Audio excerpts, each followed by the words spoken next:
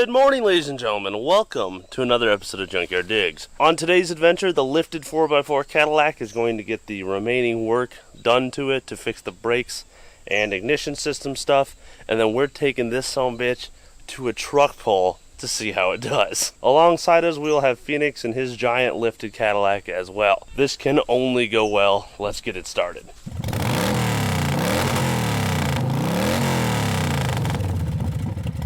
So, since you've seen this last, pretty much nothing has changed. We did go drive it in the woods one night and it ran out of gas. And actually Cho FDM, the guy on TikTok who yells, RB Power, he came by for a weekend and he helped us get it out of the woods. You can check that out on his channel, but as far as this goes, she should fire up. Oh, Jesus. I mean, it's only been a few days, so that makes sense, but all right, I will take that off to a good start.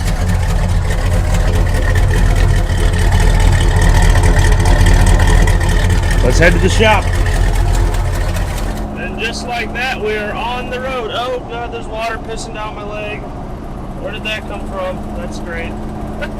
We got a box of goodies in the back from Holly, and hopefully that should fix everything wrong with this. And we can put the hurt down Saturday at the truck pulls. Let's get her going.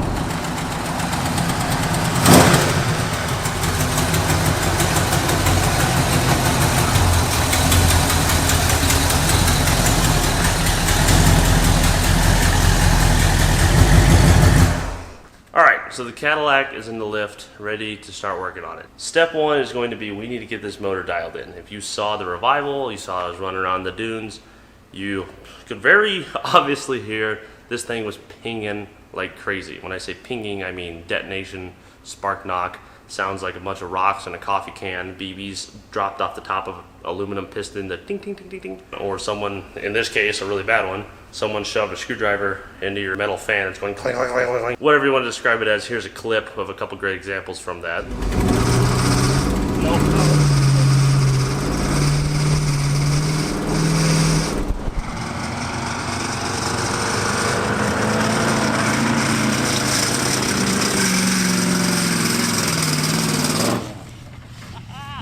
Yeah, not good. Basically what's happening, our ignition timing is either too early or we're too lean, and our flame front from our spark is racing down the cylinder while the piston's racing up, and they're colliding and the piston's going ding because it doesn't like it. So before we even dig into anything on the brakes, I need to fix that because this thing only runs at half throttle, if even, and we're going to need all the power we can get out of this 460 if we're going truck pulling. Let's get into it. Alright, so step one on this motor is to get our distributor loose. The reason I couldn't fix the pinging before is because this distributor is completely seized in place, and I'm pretty sure he is set way too high for our initial timing. I don't really have a way to confirm this because according to the pointer and the harmonic balancer, it's set just right, but I think those are not accurate. I don't know. Opening that up though, I know that you can turn the rotor and it acts just fine. So let's set to work on getting that sumbitch out the block. That's step one. This is gonna be fun. Now I don't know why the Fords do this so bad, but I mean obviously it's just similar metals. It's an aluminum housing in a steel block, but it seems like all the damn Fords stick to distributors, which sucks, but at least they're up front where you could deal with it. I have been soaking this down in PB Blaster during the whole revival and all day today.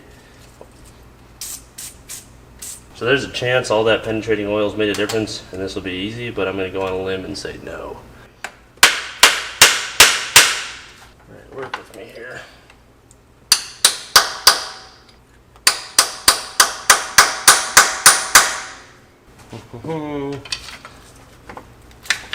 Oh, I can see it moving the littlest bit. It's like some bubbles happening down there.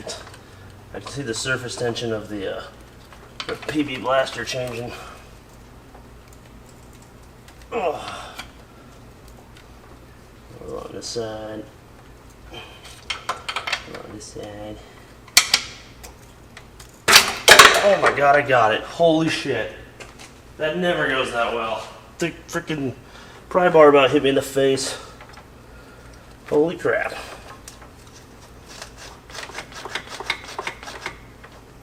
Alright, I got some patience and a lot of PB Blaster for like days on end. Every time you walk past the car, spray it. That'll do her. Alright, our distributor's loose. Our next step is going to be make sure our harmonic balancer is pointed at top dead center when it really says it's at top dead center, because I am suspicious of that. Right now I've got our bore scope in the motor, and as you can see, we've got a beautiful cylinder wall. Lots of great crosshatch right there. A really clean piston, potentially a flat top piston. It's definitely an aftermarket piston. The story was this was a 460 out of a Lincoln that's been rebuilt. That is 0.030, so it's a 30 over motor. I bet if I throw that part number into Google, we'll get a piston. Sure as shit, looks like we got ourselves an L2443N. Ours isn't just an N, not an NF. I think the F is forged. There we go, the N in a TRW piston part number such as that indicates it is not flat. It's a dome piston. Oh yeah, they're pretty good bump and compression here. No wonder this motor's so peppy. Because of that higher compression, we're going to need a lot of octane to keep this motor from pinging. I think we're running 87 ethanol through it, because just looking at it, looks like a completely stock motor. So looking at that and that, I think we need to probably get some more octane in our fuel and change our timing to accommodate for the shitty fuel. Either way, I'm going to spin this motor over until I see this piston come all the way up and not move anymore, and then I'm going to check our harmonic balancer and see if 0 is truly 0. Alright, piston's all the way up. As you can see, 0 is 0, so it ain't that. This is going to be an interesting one to figure out. I would be honestly very surprised if it was literally just an octane issue, but you never know. That is still used carb. Alright, well this just got interesting. A little more research on the pistons. They're now made by Speed Pro. It was originally designed by TRW as an answer to the 97cc D3VE combustion chamber. The D3VE combustion chambers were really low compression, like 8-to-1 or less, according to this. And throwing those pistons in alone brought it above 10.5-to-1. So this sumbitch is squeezing, and it needs some octane. This will be fun. I have not dealt with this before. I've actually never owned an engine with aftermarket pistons and bumped compression. So I should probably mention there is another source of pinging or pre-ignition, pre-detonation, one that I didn't mention before. Notice how both those words had pre in front of them. That's because they're actually something entirely different. Pre-ignition or pre-detonation is when a flame front is started not by the spark plugs, but by the heat already in the cylinder. It acts like a diesel. It gets fuel into the cylinder, it's hot enough that it explodes, and smack, away it goes. Doing a little reading online, these TRW pistons that this engine has are very prone to this. They get a hot spot on them. So I think octane may also be a factor in our little problem here. So I need to dial in our timing, maybe pull a little out of our total, and I think I need to get some real octane in this motor, because what octane does, the higher octane levels, is it resists pre-detonation and pre-ignition. It resists lighting itself off without the spark. So it'll get into a hot cylinder and be okay at 97 octane, where 87 will explode and ping like a son of a gun, like this is. Alright, let's fire this up and dial in our timing. It's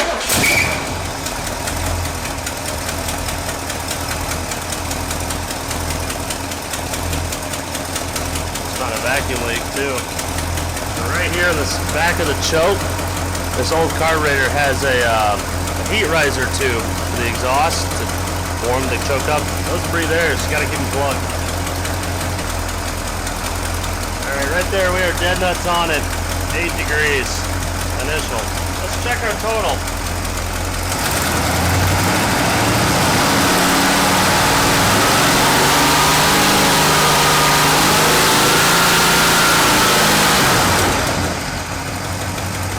That's 33 total. And it started losing its mind, but that's plenty of RPM. Alright, lock it down and try it, I guess? Alright, test time.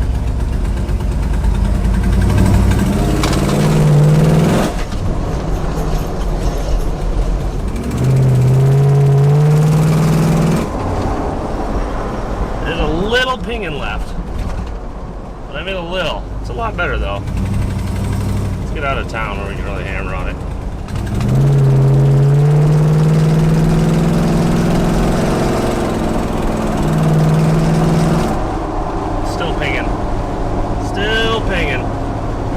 I think we need to do some carb work to this thing. Not very happy with it. It needs some help.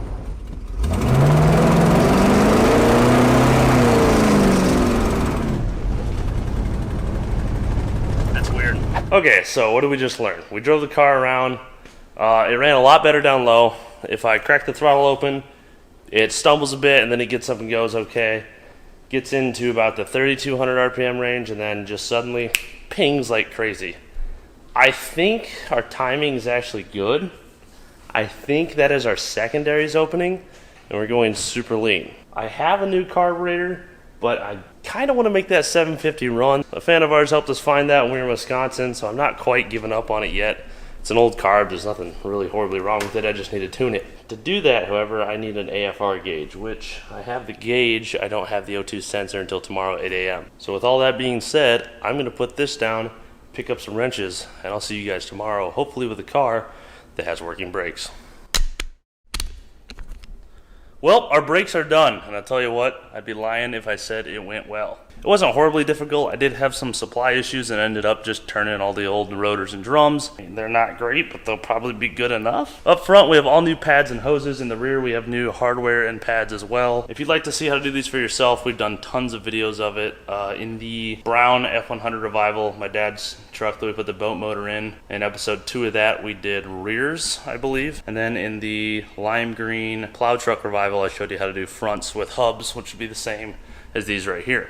You can check those out in their respective videos over there. It's actually now Friday evening. When the camera was last on, it was Wednesday evening. It took me 2 days to get these damn brakes done because I kept getting pulled away for other stuff. So yeah, the truck pulls are tomorrow at 1 o'clock. So I'm gonna fix this exhaust leak and then we'll be back. So the exhaust leak, is it fixed?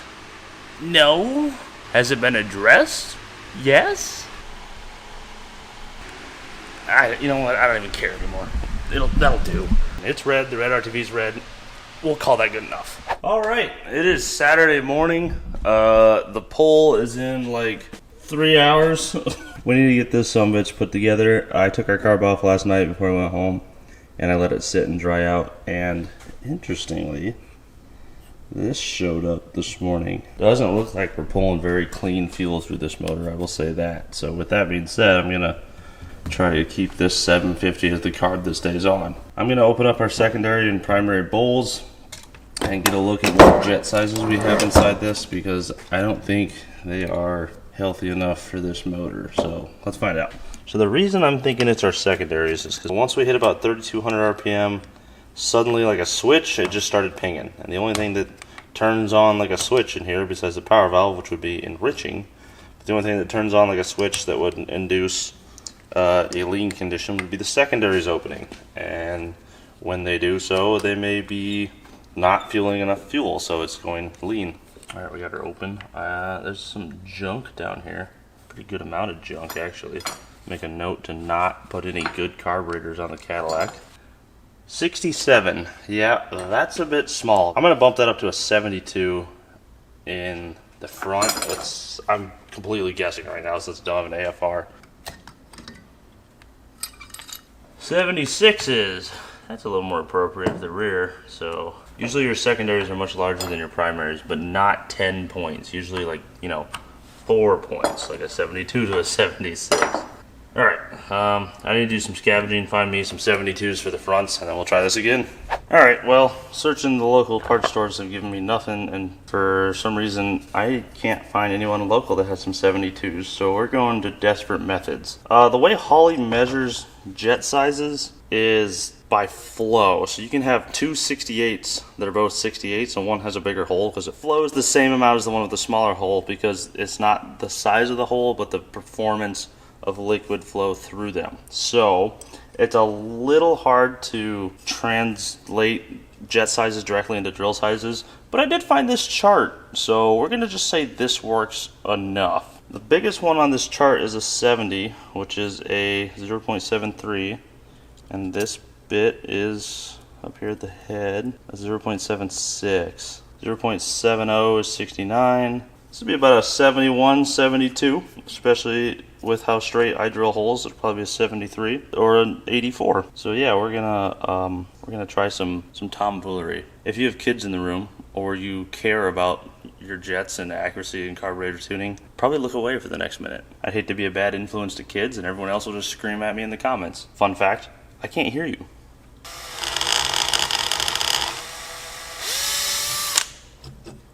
I pronounce you a 72 or a 75 or an 83. I don't know, but we're gonna find out. By the way, they do make jet drill bit kits that are super tiny for really small jets and power valve restrictors and stuff. Usually don't just use whatever drill bits you got sitting around, but according to my caliper, that was pretty close. So yeah, let's put those new 72s back in, see if it does anything. All right, it's 11:30. I've gone through this entire carb, checked out our secondary spring rate. We've got the long yellow in it, which should be about right for what we want. We've got our primaries drilled out to quote-unquote 72, give or take. I'm just gonna throw this old gasket on there, wish it the best of luck. Put this guy on there, wish it the best of luck. Hook everything back up and go for a test drive. I know this is not the in-depth tuning video I wanted to make this week, or even really a great episode of Junkyard Digs in my mind so far. This has been a crazy week. I've been ordering a bunch of parts and stuff and doing a lot of research for an upcoming project, so thank you guys for your patience throughout this. Let's get this sumbitch finished up and go make some noise out at truck pulling track, where we should finally have some fun. Get this bolted on and we'll give her a test. And if it ain't one thing, it's another. Carb's on, car idle's great. Got a second return spring on there, throttle doesn't hang anymore. All the exhaust leak noises are actually even gone. The RTV job worked. But now, I can't get the damn thing to seal, or the fuel rail to seal. No matter what I do, unless I'm mushing my stupid nylon gasket out. It is now noon. We have an hour to be at the event. I haven't heard from Phoenix. I'm sure he's in the same boat if I had to guess. Alright, attempt 57. What the hell? Why is that leaking so bad? Did I crack the bowl at this point? I don't even know. Now it's just spraying fuel. Now it's spraying fuel worse. What the? Okay, that's fixed. Enough. It's not fixed, but it stopped leaking. Two things. One, if I remember right, and don't quote me here, but they make a type of thread tape for fuel application. And number two, it ain't that one. That's normal plumbing tape. But it'll work for the day, hopefully. That or it'll go up in flames, and at this point, both of these are viable options to me. Let's get the tires on the sumbitch and see if we even have it close to tune right, because we're out of time. I have to be at the truck pull in 45 minutes. All right. It is 12:30. The event starts at 1. It gives me just enough time to do a test drive, get some more fuel in this, preferably 91, and pack up all my tools and head over to the event. So let's do just that. All right, first test, brakes. The pads definitely need set into the rotors. They're soft, but they will get better. All right, now that we know we have the ability to slow, not stop, but slow, how's our pinging problem?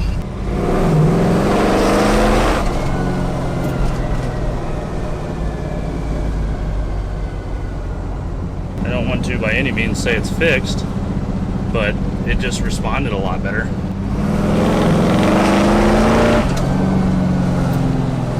It still pings the slightest bit up top, but it actually gets up and goes now. There's a lull, and then it hooks and books. So I'm not gonna say it's totally done, but it's good enough for what we're doing.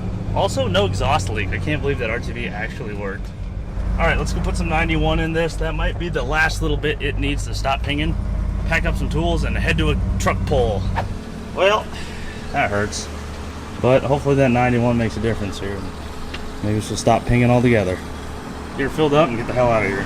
Another thing that might need addressed, the heater's on full bore, and it is hot in here. Oh, hey, it's Jesse. All right, we have made it to the truck pull. Car's still pinging a bit. Still doesn't like going full throttle, kind of falls on its face. But if I can just get it to wrap out once or twice in first gear, that's good enough for today. Meanwhile, this thing.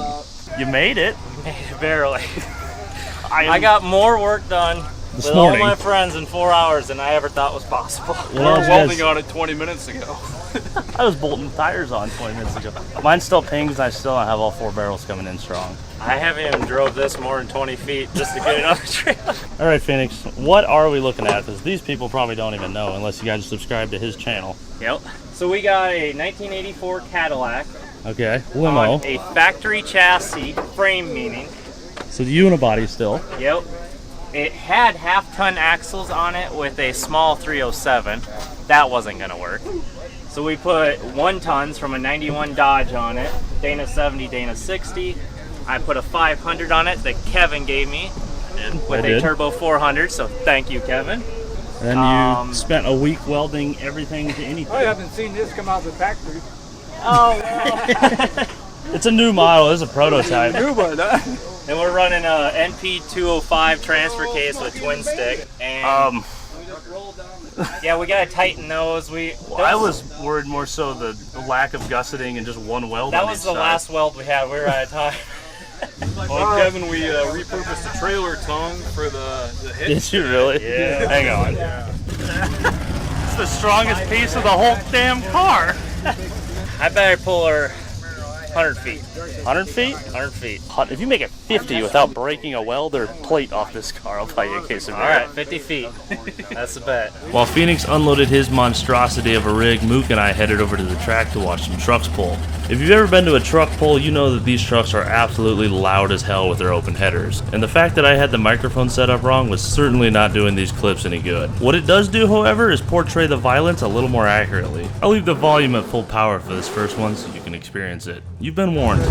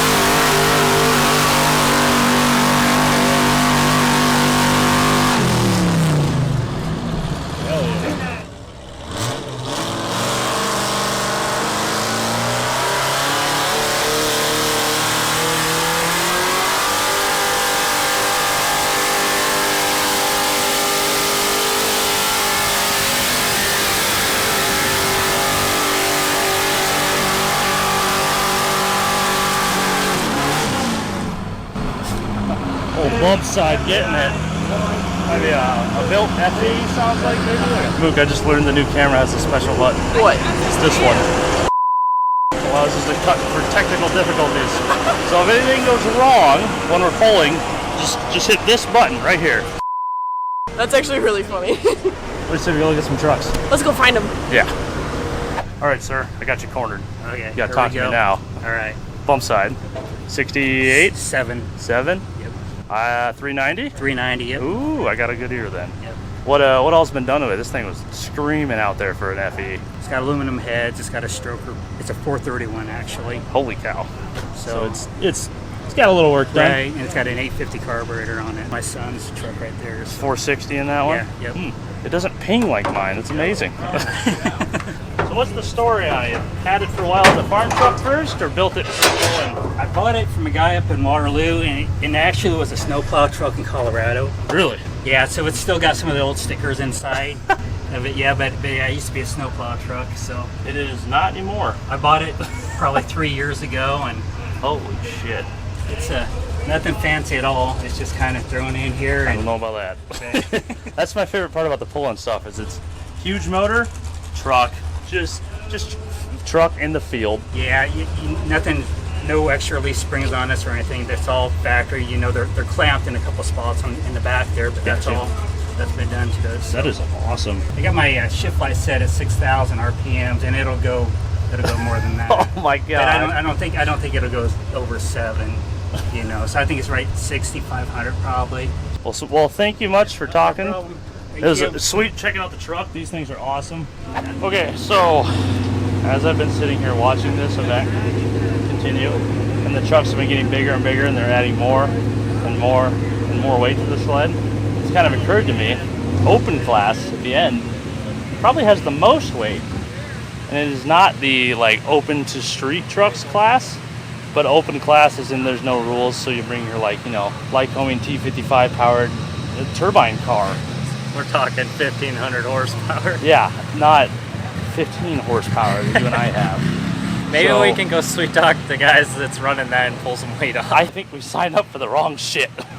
Or let us hook up to each other. That I would be totally down for. That would be awesome. We might make 50 feet. Maybe. Shit. So We screwed up. another 2 hours of sweating to death. Seeing we had a couple hours before it was our turns, we joined my cousin Ben in the stands and watched some trucks pull.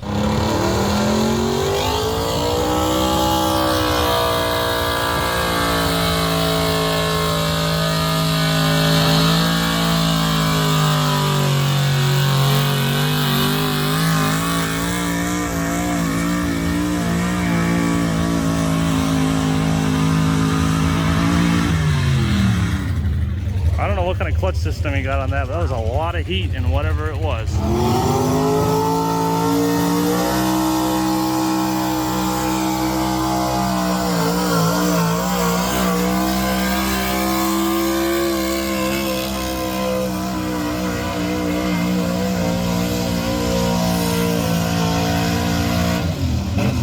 Nice.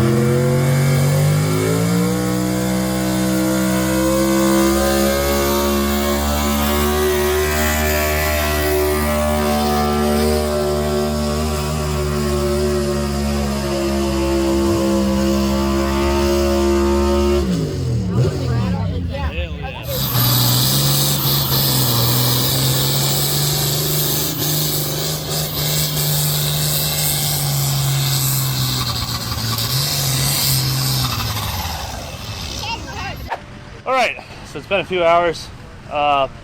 Pretty much everyone's left, which means it's time for us to run. Like I said, we signed up for the open class, which was incorrect, but they were able to fix it. What they've done is moved us from the open class to the powder puff class. In other news, I was just putting a GoPro on Phoenix's car and heard this. Sounds like he's got a whole family of mice he's gonna take for a little ride. Love it. Let's go get these damn things lined up and do some truck pulling. What do you say, Mook? Yeah.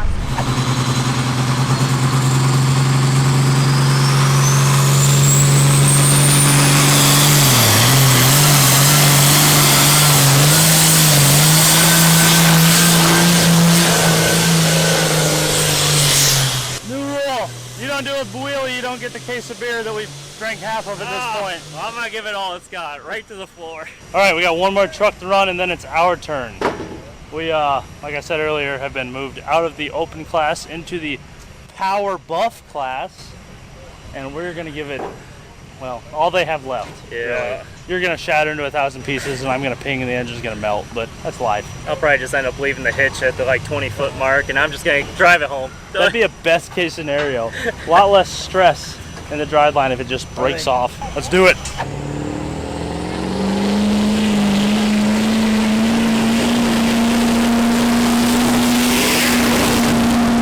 After one last diesel run, it was finally time for me and Phoenix to take the stage. We kicked things off by him performing a 784-point turn to get lined up to the sled. Once he was there, it was finally time to put those 3 hard weeks of work to use. He picked up the tension, gave it hell, and, well, we don't know what the hell went wrong.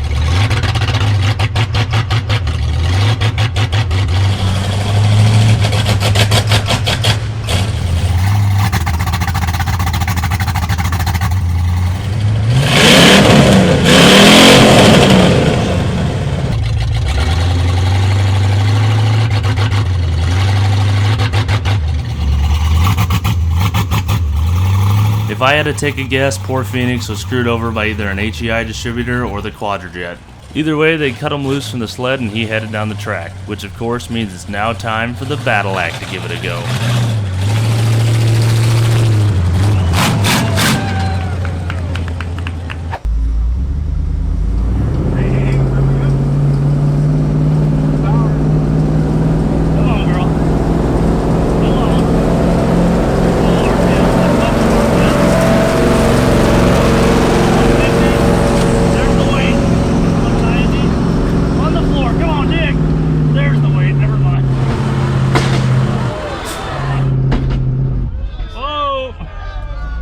We broke something.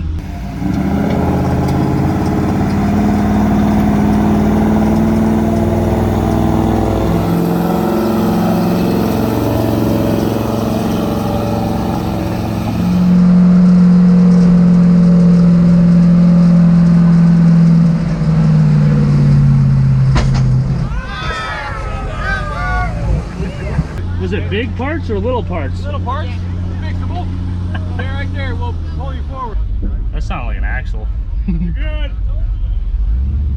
Oh, it still moves. It's a win. I don't know what's...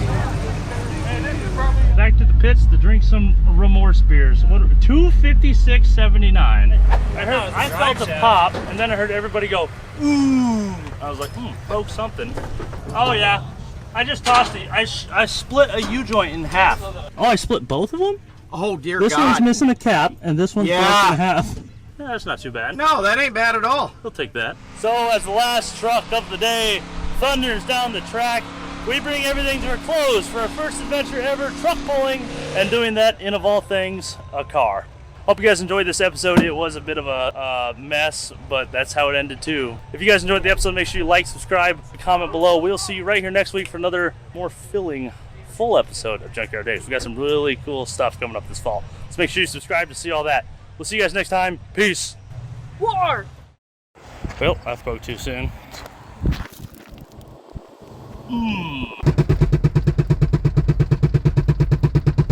Maybe if I go faster, it'll straighten out. Whoa. More speed then. Well, this situation went from bad to worse. I took the drive shaft out, but I left the CV joint thingy after the transfer case, and it's over here somewhere. Okay, find that in 6 months.